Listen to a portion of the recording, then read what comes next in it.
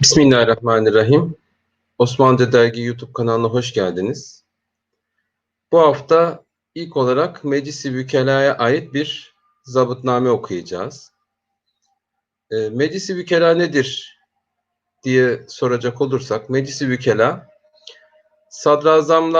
sadrazamın başkanlığında nazırlardan oluşan ve Osmanlı hükümetini niteleyen meclise Meclis-i Vükela denilmekteydi. Meclis-i Vükela nerelerde toplanır diye baktığımızda asıl Meclis-i Vükela'nın toplantı yeri Bab-ı Ali'ydi. Günümüzde İstanbul Valiliği olarak kullanılan binada toplanıyordu Meclis-i Vükela. Meclis-i Vükela'yı bugünkü Bakanlar Kurulu'yla veya kendisinden önceki Divan-ı Hümayun ile aynı şekilde karşılaştırabiliriz. Yani denk tutabiliriz. Sultan II. Mahmut döneminde Osmanlı idari yapısındaki büyük değişiklikler yapılıyor biliyorsunuz. Bu değişikliklerin üzerine Divan-ı Hümayun'un yerine artık Meclis-i Vükela alıyor. Yani o dönemki nazırların, bakanların bir araya geldiği Bakanlar Kurulu diyebileceğimiz kurul. Meclis-i Vükela Şeyhülislam veya Sadrazam'ın konağında da toplanabiliyordu.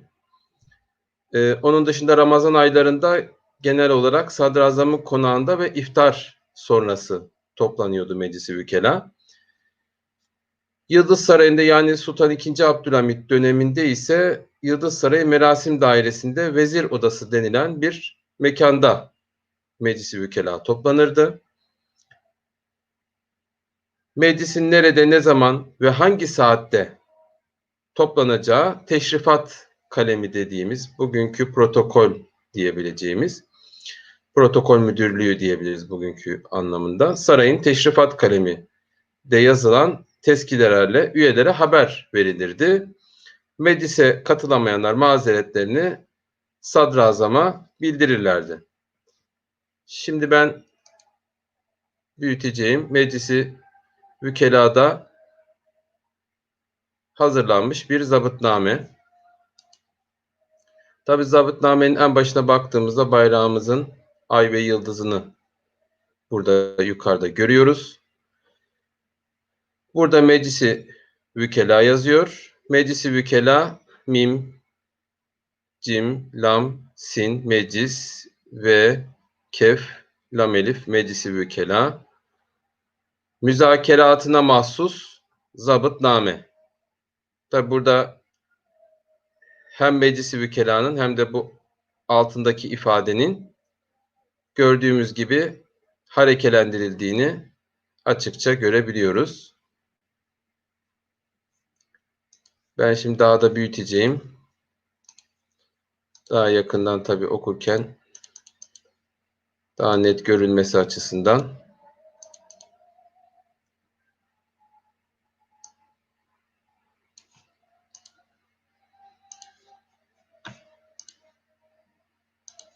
Şimdi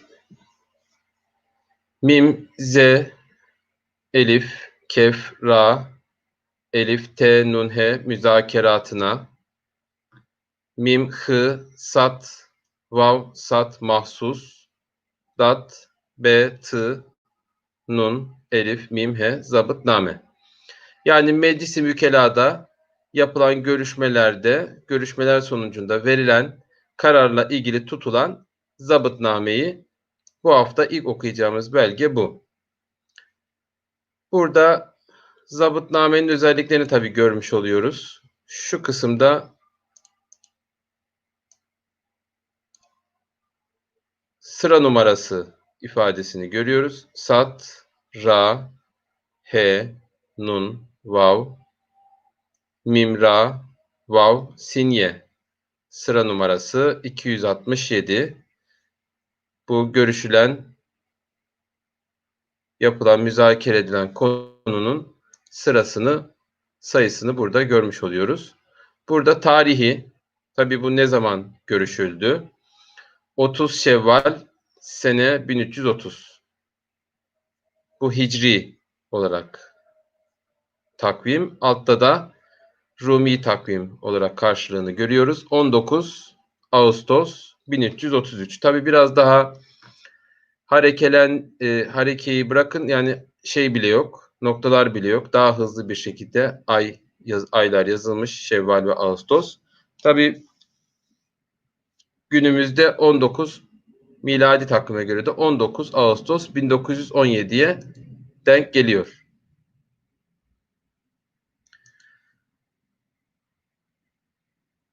Belli bir zamandan sonra Osmanlı'nın son döneminde, daha önce de bahsetmiştik, miladi takvimle Rumi takvimin ay ve günü aynı. Sadece yılı değişiyor.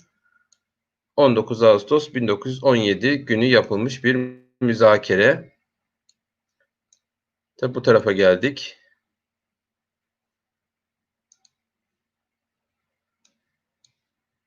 Burada tebliğ olunduğu devair, yani hangi kamu kurumuyla alakalı olduğunu burada görüyoruz. Veya hangi bakanlık veya hangi nezaretle alakalı. T, B, lam, Y, gayın, elif, vav, lam, nun, dal, Y, gayın, Y olunduğu, tebliğ olunduğu, dal, vav, elif, hemze, ra, devair, daireler. Yani sonunda hangi kurumlara tebliğ edilecek? Bakıyoruz. Burada sadece bir kurum var. Ticaret ve Ziraat. O zaman Ticaret ve Ziraat Nezareti isminde bir bakanlık vardı. Nezaret vardı. O nezareti ilgilendiriyor. T, cim, elif, ra, te, ticaret ve z, ra, elif, ayın te, ziraat. Gördüğünüz gibi bugün fi 23 diye gününü de ifade ediyor. Tarihi tebliğ ne zaman tebliğ edildiği 23 Şevval. Tabi az önce tarihini okumuştuk. 30 Şevval. Burada da 23 olduğunu görüyoruz. Tarihi tebliği T, elif, ra, y, h, tarihi, t, b, lam, y, gayın, y. Tabi şimdi konuyu okuduğumuzda belki de tevafuk etti. Ben bu belgeyi okumak istedim. Biraz gündeme uygun bir belge oldu sanırım. İçeriğini şimdi okuyunca daha iyi anlayacaksınız. Burada tabii çok büyütünce de biraz çözünürlüğü düşüyor. Hulasai meali H, lam elif, sad, h, hemze, mim elif, hemze, lam ye. Hulasai meali, yani anlamının özeti nedir? Bakıyoruz. Şimdi bir mazbata gelmiş Meclis-i Vükela'ya. Bu mazbata önce Meclis-i Vükela'da, yani Bakanlar Kurulu'nda, Osmanlı Devleti'nin Bakanlar Kurulu'nda okunuyordu. Bu mazbatanın nereden geldiği burada ifade ediliyor. Şurayı Devlet, Maliye ve Nafia Dairesi'nin şın, vav, ra, elif, ye, dal, vav, lam, te. Şurayı Devlet, mim, elif, lam, ye, he, maliye ve nun, elif, fe, ayın he, nafia. Maliye bugünkü Hazine ve Maliye Bakanlığı'na denk geliyor. Ama tabi buradaki Şurayı Devlet'ten kasıt bir manada bugünkü Danıştay'a da denk geliyor diyebiliriz. Onun kendi içinde her nezaretle ilgili bölümü de vardı. Nafia biraz daha Bayındırlık veya şimdiki adıyla Çevre Şehircilik Bakanlığı'na denk geliyor. Dal, elif, hemze, ra, he, sin, nun, kafi, nuni dairesinin 312 numaralı ve 8 Ağustos sene 1333 tarihli. 312 Nun, Vav, Mim, Ra, Vav, Lam, Vav numaralı ve 8 Ağustos. Şurası zaten noktaları da yok. Ama biz anlıyoruz şu elif, gayının noktası sali. Arada vav var. Arada sin var, t var, vav var, tekrar sin var. Yani şu şekilden Ağustos olduğunu hızlı bir şekilde, tarihler böyle hızlı yazılıyordu. Hatta bazı hicri tarihler daha önceki derslerimizde de ifade etmiştik. Sadece harflerle ifade ediliyordu aylar. Burada da gördüğümüz gibi sadece hızlı bir şekilde harfler yazılmış, noktaları dahi konulmamış. 8 Ağustos 1333 tarihli mazbatası okundu. T, elif, ra, ye, hı, lam, ye tarihli, mim, dat, b, tı, he, sin, ye mazbatası, elif, vav, kaf, vav, nun, dal ve dala birleşik olarak ye okundu. Şimdi mazbata okunuyor. Tabi mazbatanın özetini bazen yazıyorlar ama burada yazmadığını, sadece tarihini ve sayısını yazdıklarını görüyoruz. Alt kısma geçtiğimizde okunduktan sonra meclisi vükelaca verilen kararın olduğu bölüm var alt kısımda. Kaf, ra, elif, ra, ye kararı.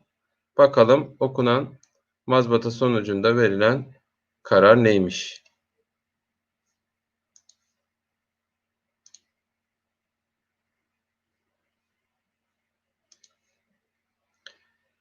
Mezkür mazbatada muharrer olduğu mim, z, kef, vavra, mezkür, mim, dat, b, t, h, dal, h, dalın h'ye birleşmiş halini irkaatında görüyoruz. Daha hızlı yazım amaçlı. Adı geçen, ifade edilen mazbatada mim, ha, ra, elif, vav, lam, dal, ye, gayın, ye, muharrer olduğu yani yazılı olduğu,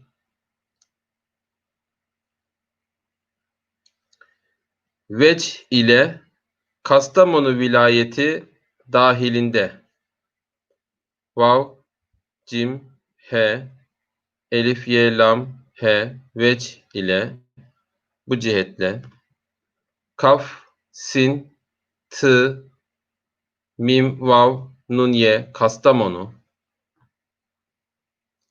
ve lam, elif, ye, t, ye vilayeti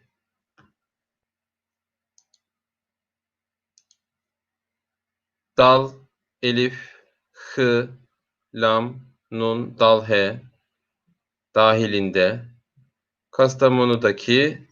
Kastamonu'ya bağlı neresiymiş bakıyoruz. Sinop sancağının. Tabi o zaman için Sinop Kastamonu vilayetine bağlı bir sancak.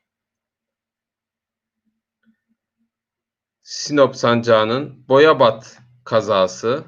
Boyabat şu an Sinop'un bir ilçesi. Sin, ye, nun, vav, be, Sinop.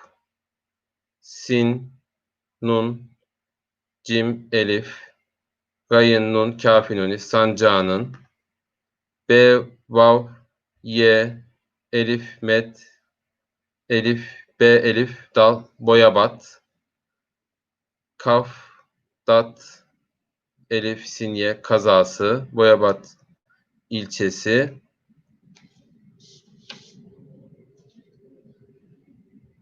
Muzafatından ekin viran, mim, dat, elif, f, elif, t, nun, dal, nun, muzafatından. Yani muzafat ne demek? Bağlı. Yani Boyabat ilçesine bağlı. Elif, kef, ye, nun, ekin, vav, ye, ra, elif, nun, ekin viran.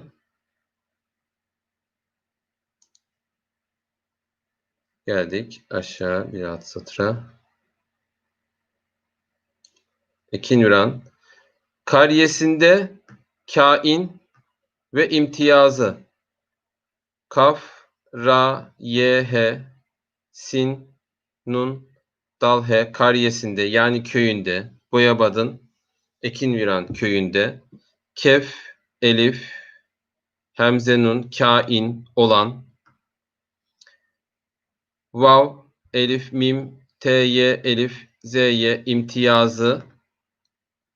Yani demek ki orada bir şey var. Onun imtiyazı birine verilmiş. İmtiyaz ne demek? Yani onu işletme hakkı birine veya birilerine verilmiş. Şimdi bakalım kime verildiğini göreceğiz. İmtiyazı. Teb'ayı Devleti Aliye'den Altun oğlu Yuvan.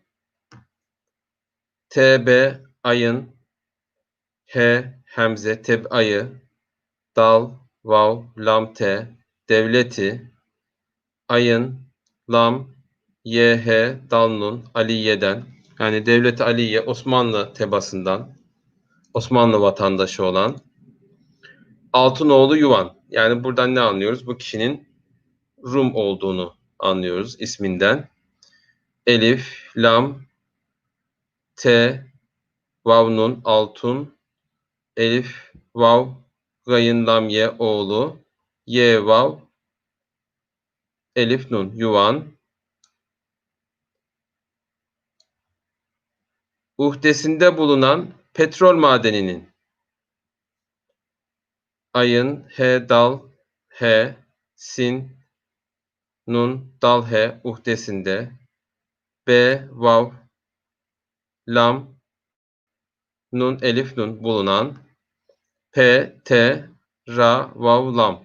Petrol, Mim, ayın, dal, Nun'un, kafinin, madeninin. Yani demek ki o devirde 1917 senesinde Sinop'ta petrol çıkarılıyormuş. Karadeniz'in en üst ucunda Boyabat ilçesinde petrol çıkarıldığını burada görüyoruz. Hatta madenin sahibi Osmanlı Devleti'nden yine Osmanlı vatandaşı, oranın yerlisi bir Rum vatandaş. Onun işletme hakkını da almış. Tabi savaş yılları olduğu için gayrimüslimlerin daha fazla faaliyetlerde bulunmaları doğal. Çünkü Osmanlı çok büyük savaşlar geçirdi ve vatandaşlarının büyük kısmı erkek vatandaşların yani özellikle çalışacak ve okuyacak yaştaki vatandaşların büyük bir kısmı üst üste gelen savaşlarda hep cephelere gittiler. Doğal olarak da savaşmayan geride gayrimüslim vatandaşlar da birçok alanda hem ticaret alanında ve birçok yerde daha fazla bu tür işleri yaptıklarını görüyoruz. Özellikle ticaret noktasında. Belki diyelim ki savaş yılları olmasaydı bu petrol madenini belki oradaki bir Müslüman bir vatandaş, bir Türk işletiyor olabilirdi ama tabii ki ne oluyor? Sülüs hissesinin yani 1/3 hissesinin S, lam S, sülüs, ha, sat, he, sin, nun, kafinuni, sülüs hissesinin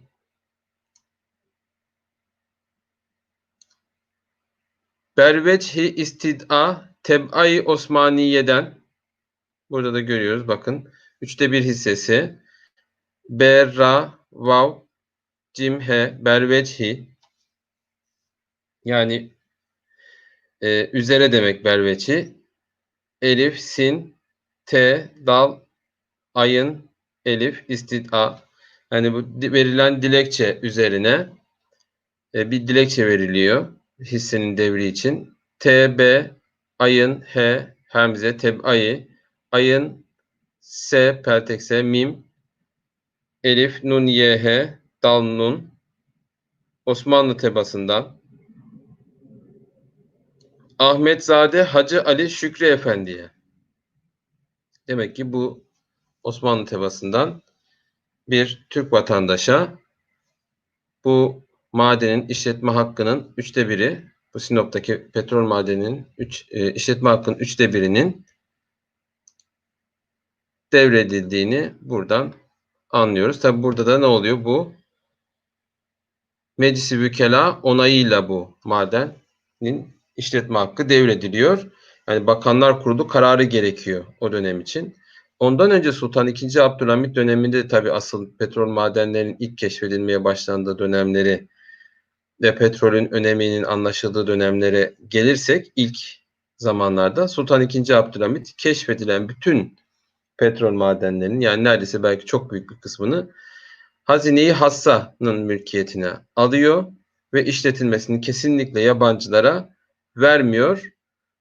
Eğer işletecekse de diyor devlet işletecek yani kendi mülkiyetinde kalacak ve devlet adına bunu işletecek ve onun yine geliri devlet için zaten Sultan II. Abdülhamit Hazine-i Hassası'nda biriken bütün parayı zaten hep ya devletin önemli kritik işleri için harcamış ya da yetim ve muhtaçlar için kullanmış. Bunun da yine birçok belgede bu durumu da görebiliyoruz. Ahmetzade Hacı Ali Şükrü Efendi'ye Elif, Ha, Mim Dal, Ahmet, Z, Elif Dal He, Ahmetzade, Ha, Elif, Cim, Ye, Ayın, Lam, Ye, Hacı Ali, Şın, Kef, Ra, Ye, Şükrü, Elif, Fe, Nun, Dal, Ye, Ye, He Efendi'ye ferağında mahzur olmadığı anlaşıldığından ferra, elif, gayın, nun, dal, he ferağında yani devredilmesinde mimha, z, vavra, mahzur, elif, vav, lam, mim, elif, dal, ye, gayın, ye olmadığı, bir sorun olmadığı, devredilebileceği elif, kâf, nuni, lam, elif, şın, lam, dal, ye, gayın, nun, dal, nun anlaşıldığından İfai muktezası elif, ye, fe, elif, ye, ifayı, mim, kaf, tedat, elif, sinye yani gereğinin yapılması hususunun ticaret ve ziraat nezaretine o dönem için madenlerin işletilme imtiyazı bu şekilde petrol madenlerinin işletilme imtiyazı ile ilgili işleri ticaret ve ziraat nezareti yapıyordu. Hı, sat, vav, sat, nun, kâfinoni hususunun T, cim, elif, ra, te ticaret ve z, r, elif, ayın, te ziraat, nun, z, elif, ra, te, nun, he nezaretine havalesi tezekkür kılındı. Bu şekilde okundu. Ha, vav, elif, lam, he, sinye, te, z, kef, ra, tezekkür, kaf, lam, nun, dal, ye tezekkür kılındı diye gönderiyor. Altta da Meclis-i Vükela'da olanların imzalarını görüyoruz. Tabi bu imzaları ben bayağı o dönemki Bakanlar Kurulu, Meclis-i Vükela üyelerini o tarihteki de hesaplayarak en azından onları da okumaya çalıştım. Burada mesela Talat Paşa'nın imzasını görüyoruz. Talat Paşa o sırada Said Halim Paşa istifa ettiği için Talat Paşa hem sadrazam hem dahiliye nazırı hem de o sırada bir nevi maliye nazırı yani da diyebiliriz bir manada. Yani maliye o sırada Enver Paşa ile Talat Paşa arasında mali konularda bir sürtüşme yaşanıyor. E, Ama hem sadrazam hem dahiliye nazırı. Burada Musa Kazım, Şeyhülislam Musa Kazım'ın imzasını görüyoruz. Musa Kazım Efendi'nin. Burada Harbiye Nazırı Enver Paşa. Burada muhtemelen Adliye Nazırı Halil Bey'in imzası var. Burada Hariciye Nazırı Ahmet Nesimi zaten belli şuradan Elif, Hamim, Dal, Ahmet ifadesini görebiliyoruz. Yine şurada Nafia Nazırı Ali Münif Bey var. Şurada yan tarafa geçtiğimizde Maarif Nazırı Ahmet Şükrü Bey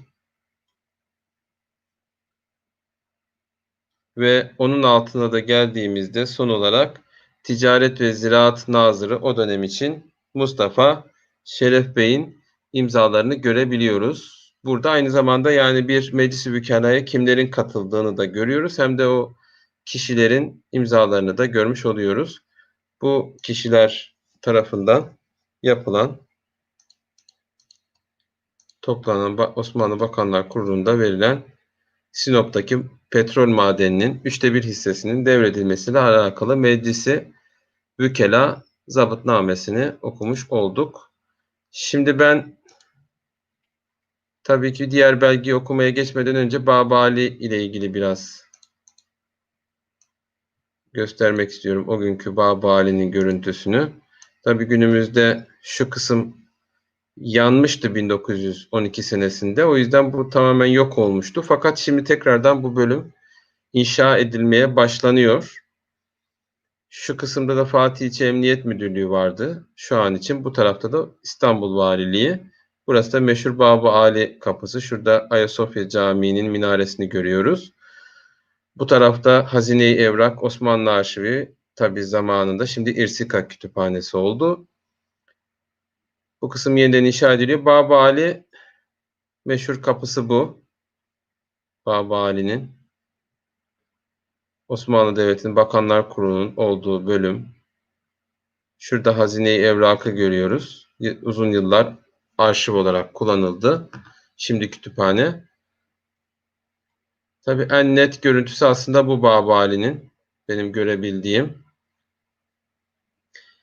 Yani belki tam olarak rengini veya durumunu nasıl bir binaydı onu göstermesi açısından güzel bir fotoğraf.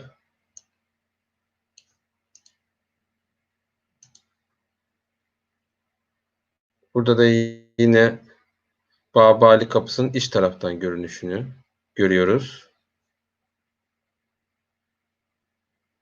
Yine Osmanlı zamanında girişinde bekçi kulübelerinin olduğu dönem veya tabii Cumhuriyet döneminde de zaman zaman kullanılmış.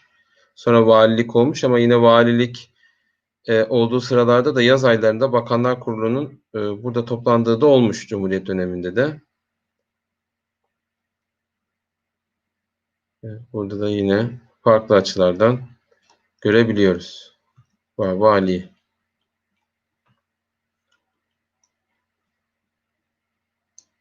Şimdi okuyacağımız ikinci belge bir ilannameyi resmi. Tabii bu belgeyi paylaşmıştık biz Osmanlıca Dergi internet sitesinde hafta içi. Bu ilannameyi resmi okuyanlar varsa onlar da fark etmişlerdir. Fransızca gazeteler tabii o dönemdeki Osmanlı zamanındaki dünyadaki siyasi dil şimdi İngilizce ama o dönemde Fransızcaydı. Fransızca gazetelerde Fransızcası yayınlanacak olan bir ilan. Şurada Baba Ali ifadesini görüyoruz. B elif ve ayın namye. Altta daireyi sadareti uzma. Yani demek ki sadrazamlık tarafından hazırlanmış bir ilan. Resmi bir ilanname. Mektubi kalemi. Burada da adet yazıyor. Zaten şu kısım standart. Bundan sonrası elle yazılan kısım who. Bismillahirrahmanirrahim. Belgeye başlıyor. İlannameyi resmi. O dönem için 1897 senesinde Yunanlılarla bir savaş oluyor. Tabii ben önce bir belgeyi okuyacağım.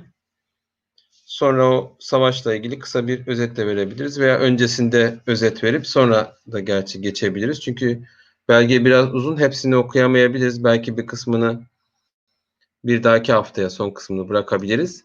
Ben önce o zaman bir savaşla ilgili biraz bilgi vereyim.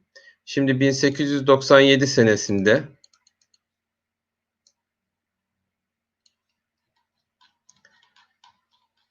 Tabii Yunanlıların Osmanlı Devleti'ni batıdan aldıkları destekle Osmanlı Devleti'ni tahrik ettiklerini çokça şahit oluyoruz. Bu da o dönemlerden bir tanesiydi. 1897 senesinde Girit Adası meselesi yüzünden Osmanlı Devleti'ni yani mecburen Yunanlılara karşı savaşmak zorunda bıraktılar. Yani Osmanlı Devleti eğer taviz vermeye devam etseydi daha fazlasını Osmanlı Devleti'nden isteyeceklerdi. Bu sebeple Osmanlı Devleti bu işe bir nihayet vermek için Yunanistan'a karşı o dönem için savaş ilan etti. Tabi Osmanlı ordularının başında o dönem için Gazi Ethem Paşa bulunuyordu. Gazi Ethem Paşa savaşta gösterdiği kahramanlıklar vesilesiyle çok büyük bir kahraman askerimiz, bir komutanımız. Gazi Ethem Paşa 12 Ağustos 1844 İstanbul doğumlu. Sultan II. Abdülhamit savaş başlayınca onu Osmanlı ordusu başkumandanlığına getirdi. Ve savaş başlamasının ertesi günü daha 18 Nisan 1897 günü Ethem Paşa kumandasındaki Osmanlı ordusu Milona Savaşı dediğimiz Osmanlı-Yunan Savaşı'nın ilk savaşını kazandı. Ardından 25 Nisan'da Yenişehir'i ve 12 Mayıs'ta Tırhala'yı ele geçirdi. Tabii daha sonra Osmanlı ordusunun önünde Yunanlılar duramadıkları için, hatta şöyle bir durum var. Bu den sonra Termopil geçidi denilen bir yer var orada. Yunanistan'da. Almanlar 6 ayda burası geçilemez diyorlar o dönem için. Gazi Ethem Paşa komutasındaki Osmanlı ordusu 24 saatte bu geçidi geçiyor. Yani Almanların 6 ayda geçilmez dediği geçidi Osmanlı ordusu 24 saatte geçmeyi başarıyor ve Dömeke Meydan Muharebesi orada meşhur cereyan ediyor. Dömeke Meydan Muharebesi neticesinde de Osmanlı Devleti'nin Dömeke'nin de bu günümüzdeki görüntüsü bu. Tabii şuradaki geniş düzlükleri gördüğümüz zaman hani niye burada savaşın olduğunu daha iyi anlıyoruz.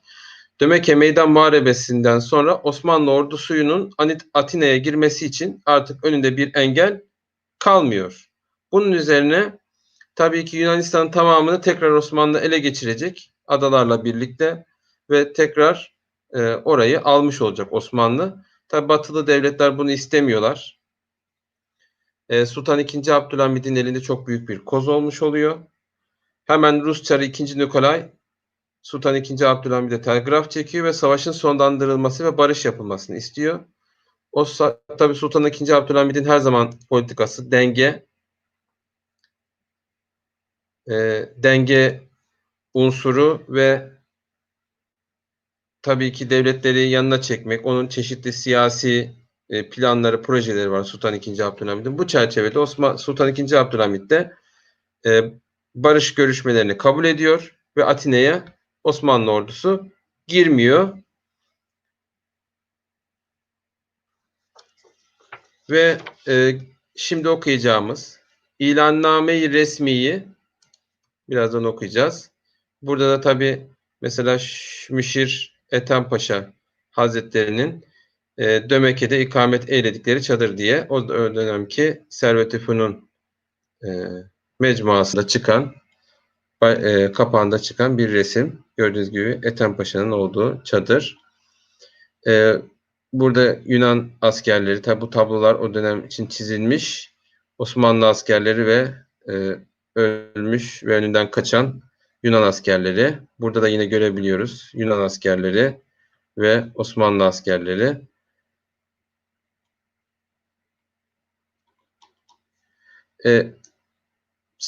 Tabii Sultan II. Abdülhamid'in barış görüşmelerini kabul etmesinin üzerine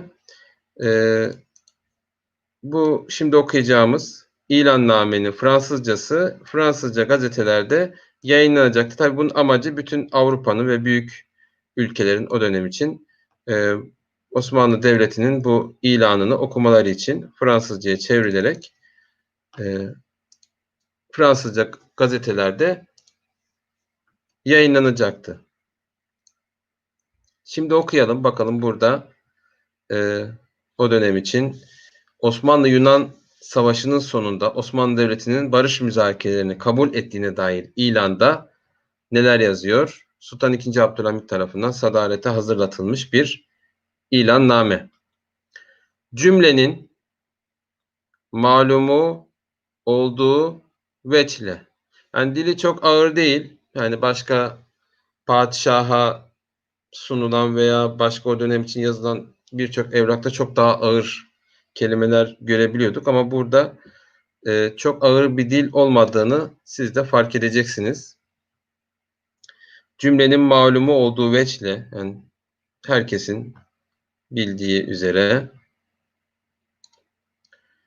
Devlet-i Aliyece sulh ve müsalemetin, Osmanlı Devleti'nce barışın ve huzurun ve ve asayişi memleketin, ve asayişi memleketin güvenliğinin ve emniyetinin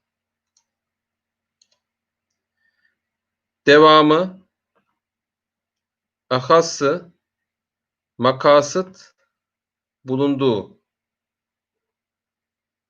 Tabi Osmanlı Devleti'nin huzuru, güveni, memleketin asayişi, güvenliği amaçlarımızın en üstünüdür, en üstündedir. Ve mülken ve siyaseten. Tabi buradaki dilden de anlayacağız. Yani savaş kazanmış bir ülkenin kullandığı tabii ki haklı bir şekilde haklı gururu yaşıyor denir ya hep. Onun gibi savaş kazanmış bir ülkenin kullandığı dili de burada görmüş oluyoruz. Yani ülke bizim için diyor. En önemli şey ülkemizin emniyeti, huzuru ve güvenliğidir deniliyor. Osmanlı Devleti'nin huzuru ve güvenliğidir. Mülken ve siyaseten hükümeti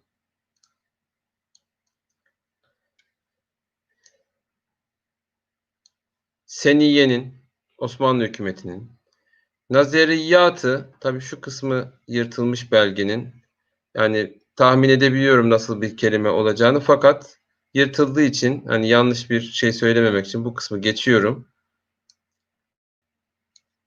Düveli mütehabbe dost devletler ile olan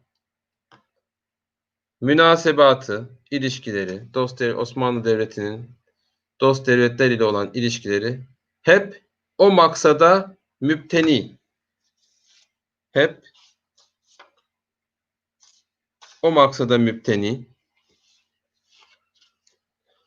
Yani o maksada dayanıyor demek istiyor. Yani Osmanlı Devleti'nin dost devletler ile olan ilişkilerinde hep amaç barış, huzur ve memleketin emniyeti ve güvenliğidir deniliyor. Olduğu halde, yani böyle olduğu halde Osmanlı Devleti'nin ülkelerle olan ilişkilerinde gayesi, amacı, hedefi Yunan hükümetinin meydanda bir güne esbab, Yunan hükümetinin meydanda bir güne esbabı mucibe yok iken, yani ortada herhangi bir sebep yokken Yunan hükümeti, Yunan devleti hukuku milel ve düveli kabaidine, yani milletler arası hukuka, devletler arasındaki kaideye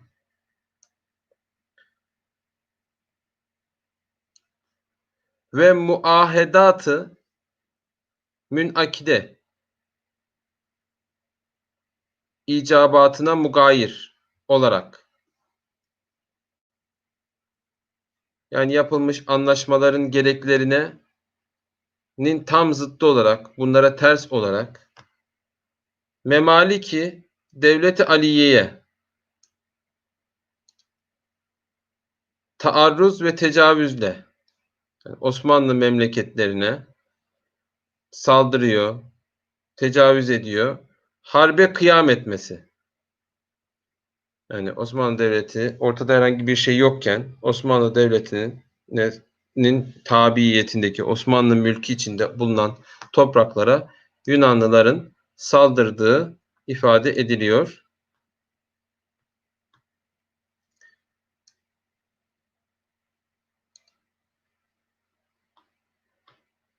Ve bu hareketinin bilcümle düveli mütehabbe taraflarından haksız ve bu hareketinin bilcümle düveli mütehabbe taraflarından, dost devletler taraflarından haksız ve layıksız görülmesi. Yani diğer dost devletler tarafından da haksız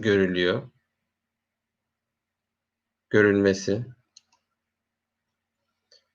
Üzerine devlet-i aliyece bilmukabele ihtiyarı muharebeye mecburiyet. Yani Osmanlı Devleti isteyerek bu savaşa girmedi. Yunanistan'a isteyerek savaş açmadı. Yunanistan yaptıklarıyla Osmanlı Devleti'ni savaş açmaya mecbur etti ve dost devletler de Osmanlı Devleti'ni haklı gördüler bu durumda diyor. Sultan II. Abdülhamit tabii ki hiçbir zaman savaş yanlısı değildi.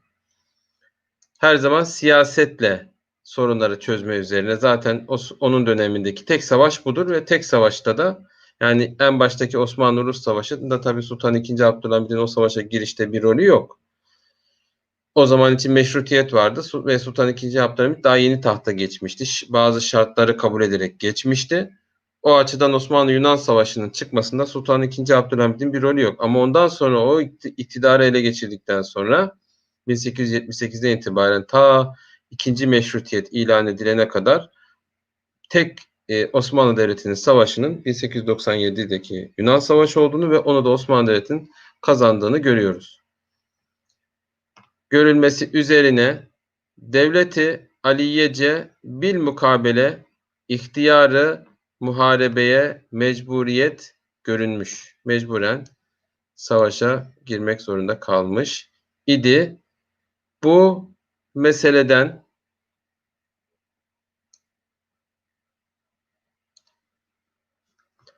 dolayı tertip ve tahşid olunan, tabi toplanan, düzenlenen orduyu Hümayunların, tabi orduyu Hümayunların dediği tabi Osmanlı Devleti'nin nasıl şimdi 3 ordu varsa o zaman da 5, 6 tabi savaş zamanı bu 7 sayısı artıyor.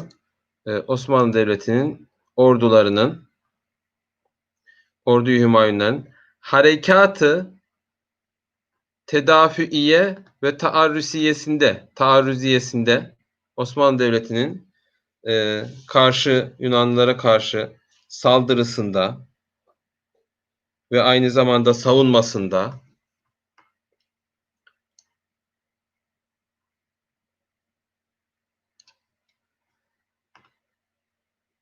Asakir'in Nusret Me'seri Hazreti Padişahinin, yani Osmanlı Padişahı'nın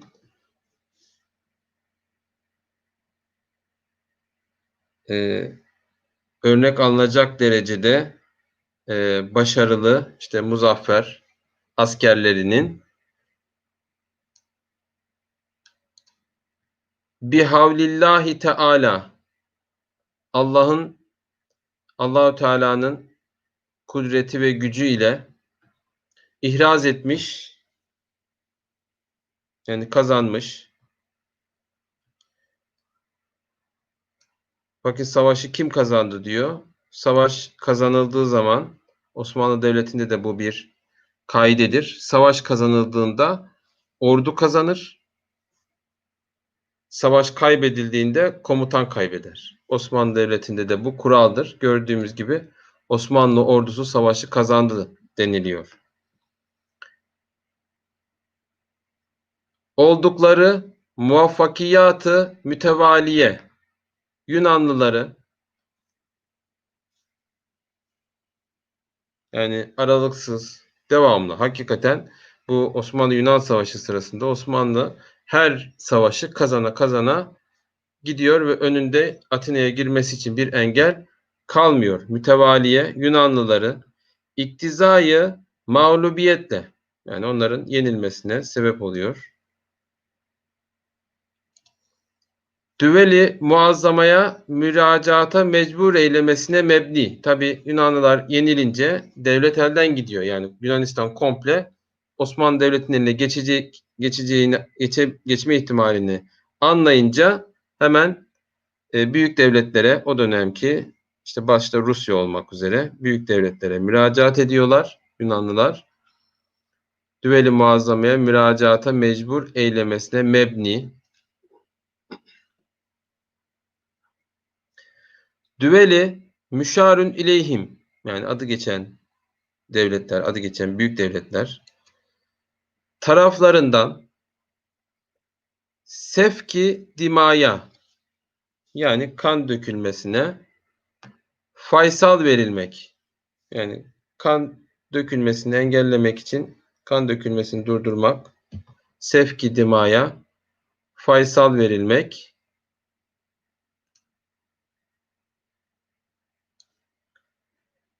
için vuku bulan tavassutu müsalemet kâriyi, yani arabuluculuk için, arabuluculuk yapmak için barış görüşmelerini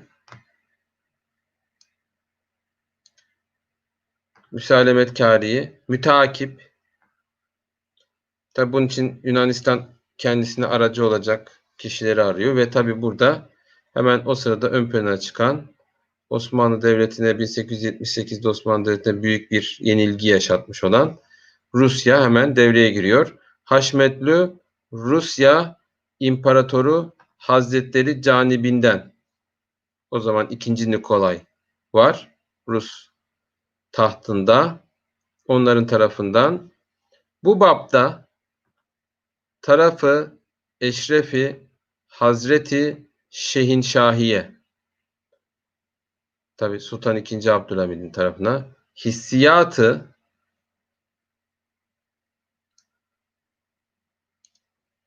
halisaneyi muhtevi telgrafnameyi mahsus, yani samimane ben size aracı olayım diyor. Tabi buradaki diplomatik nezaket dilini kullanıyor. Yoksa tabii ki Rusya'nın samimi olmadığı aşikar. Özel telgraf gönderiyor. Mahsus irsaliyle, gönderilmesiyle.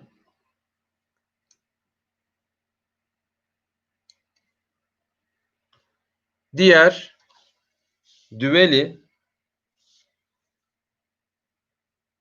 mufahhama taraflarından, yani diğer yine büyük devletler tarafından dahi ibraz olunan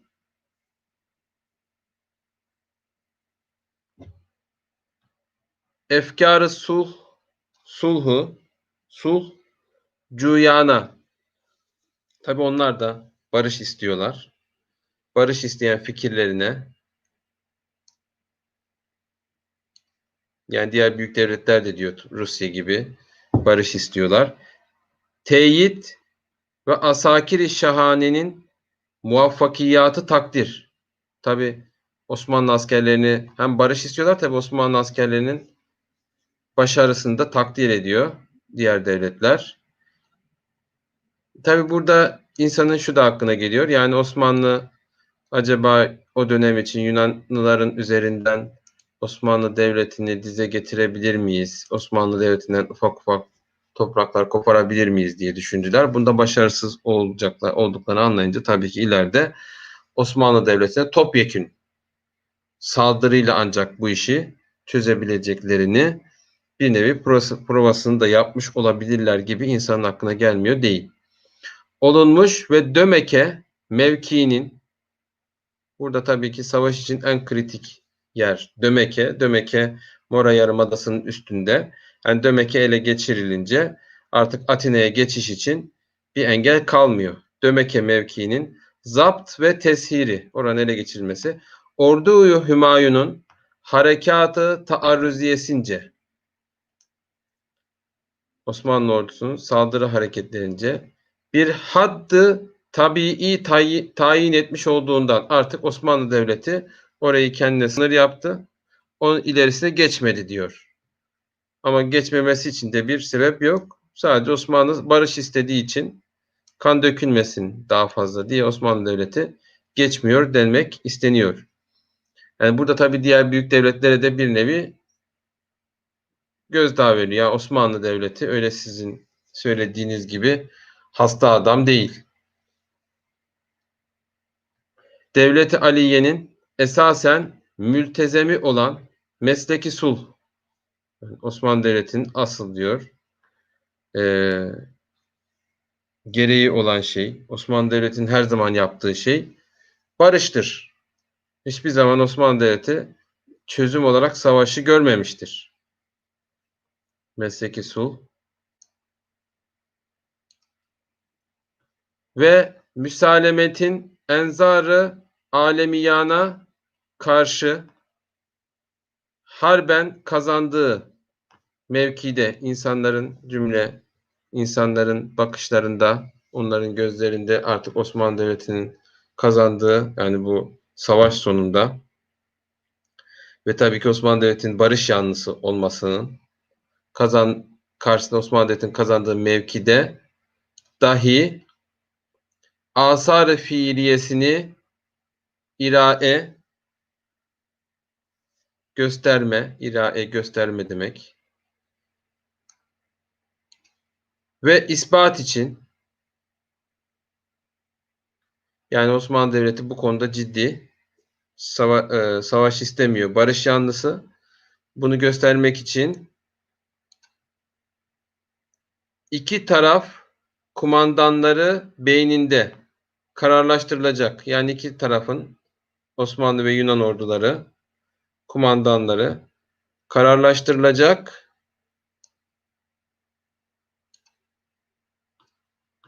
Suretle bir anda terki muhasamet edilmesi, yani bir anda ateşkes yapılması, düşmanlığın bırakılması,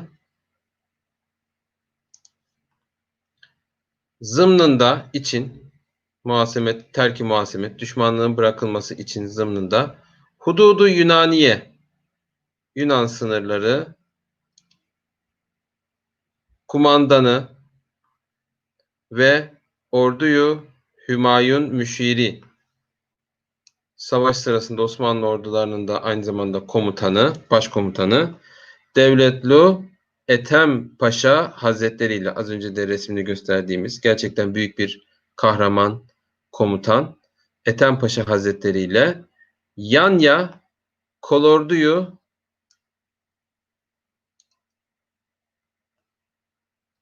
Hümayun'u kumandanı, yine Yanya'daki kolordunun kumandanı Saadetlü Ahmet Hıfzı Paşa Hazretlerine, demek ki Sultan II. Abdülhamit ikisini görevlendiriyor barış görüşmeleri için. Ethem Paşa'yı ve Ahmet Hıfzı Paşa'yı görevlendiriyor. Meclisi mahsusu vükela kararıyla, ve burada Bakanlar Kurulu, yine az önceki okuduğumuz belgedeki gibi Bakanlar Kurulu kararıyla bil istizan, yani Bakanlar Kurulu bunu karar veriyor, Meclis-i Vükela, ve Sultan II. Abdülhamit de bunu onaylıyor. Tamam diyor. Bil istizan, izin verilerek şeref sadır olan çıkan irade-i seniye-i Hazreti Şehinşahi, padişahın da tabi bu konudaki izni ve iradesiyle mantuk-u celili üzere tarafı valayı Seraskeri'den. Yani o zamanki Genelkurmay Başkanlığından. Seraskerlik günümüzdeki Genelkurmay Başkanlığı'na denk geliyor. Tebligatı lazime icra olunduğu, bu konuda gerekli tebligatlar da yapıldı. Paşalara bildirildi. Osmanlı Devleti adına barış görüşmelerini yapacakları ve bu cümle ile beraber Devlet Aliye'nin hukuk ve menafi-i aliyesinin, Osmanlı Devleti'nin yüce menfaatleri ve hukukunun mahfuziyeti kamilesi tam koruması vecibesince mütarekenin yani ateşkesin iktiza ettireceği, gerektireceği musalaha şurutunun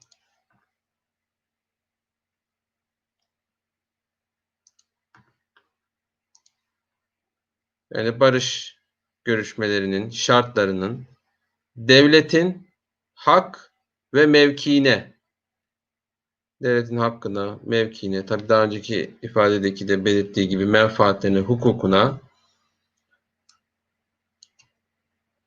ve hududu memaliki şahanenin yani Osmanlı memleketinin sınırının müstakbelen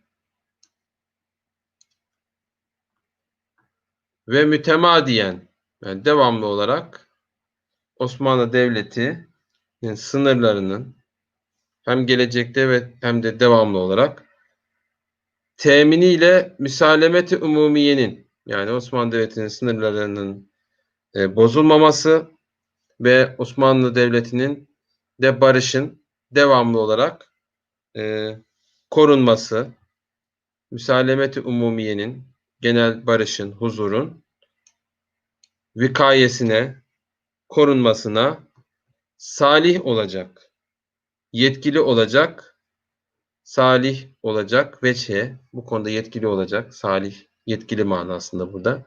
Salih olacak veçle istihsali, tayin ve ityan kılındığı ilan olunur. Bu şekilde onların tayin edildiği, görevlendirildiği ilan olunur, duyurulur deniliyor. Bu tabi resmi ilanname Fransızca gazetelerde bastırılacaktı. Şuradan da zaten görebiliyoruz.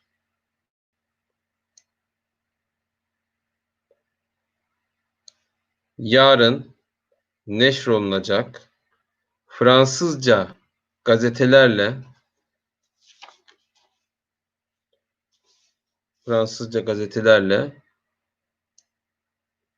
baladaki yani yukarıdaki ilanname-i resminin derc ve neşri tebliğ olunur. İlanname-i resminin derc ve neşri tebliğ olunur, bildirilir.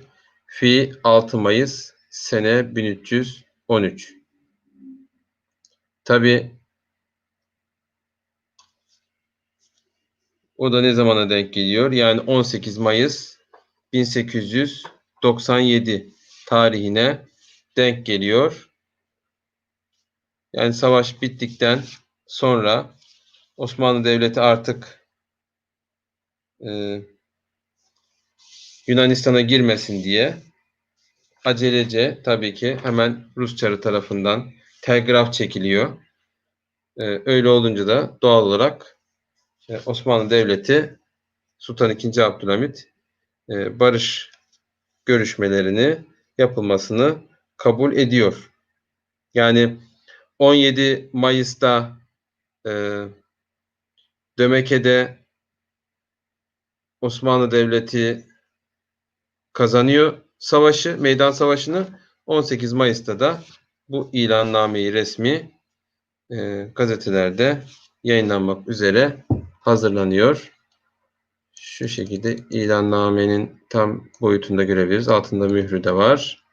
Gördüğümüz üzere Osmanlı Devleti için gerçekten önemli bir başarı, önemli bir savaştı 1897 ve ciddi manada dünyadaki, yani birçok devletin önünde Osmanlı Devleti'nin o yıllarca yenildiği birçok savaşın bir nevi karşılığında o eski itibarını kazandığı savaşlardan bir tanesiydi. Sultan II. Abdülhamid'in güttüğü denge siyaseti ve savaşmadan bazı sorunları çözme siyaseti belki devam ettirilebilseydi. Tabii bilemeyiz. Tarih şöyle olsaydı böyle olsaydı diye değerlendirilmez. Ama insanın tabii aklına gelmiyor da değil. Acaba ne olurdu diye düşünmüyor da, insanın aklına gelmiyor da değil. İnşallah faydalı bir ders olmuştur. Haftaya 2 yeni belge okuma çalışmasıyla tekrardan görüşmek üzere. Hayırlı akşamlar, selamlar.